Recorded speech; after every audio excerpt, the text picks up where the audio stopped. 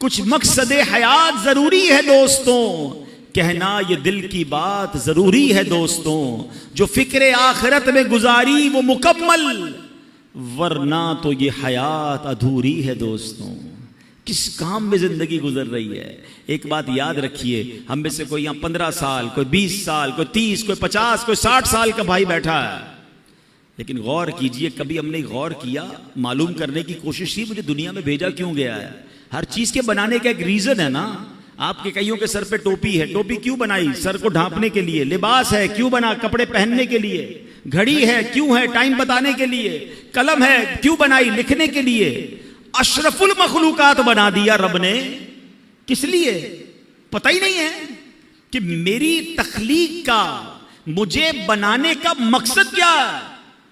اور ایک اور سوال میں کرنا چاہوں گا، آپ کے جیب میں قلم ہوتی ہے، جب تک لکھتی ہے کہاں رہتی ہے؟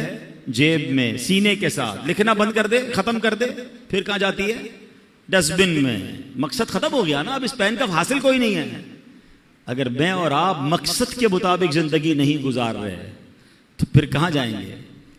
غور کیجئے نا، ایک طرف تو اشرف المخلوقات میں کہا جا رہا ہے، مگر یہی بندہ جس مقصد کے لیے اسے بنایا گیا، اول تو کئیوں کو مقصد ہی نہیں پتا، اور اگر معلوم ہے تو کیا زندگی اس مقصد کے تحت گزر رہی ہے؟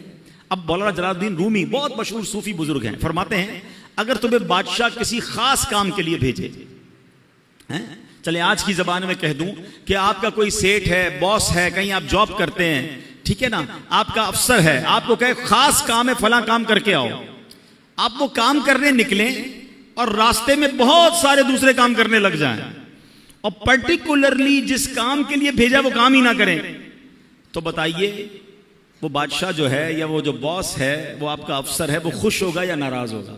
کہ بھیجا کس کام کے لیے تھا؟ آپ کے سر وہ اس کو چھوڑے باقی بہت سارے کر کے آیا ہوں۔ بھائی اس کے لیے تو بھیجا ہی نہیں تھا، جو کام کرنے بھیجا تھا ادھر گئے ہی نہیں، وہ کیا ہی نہیں۔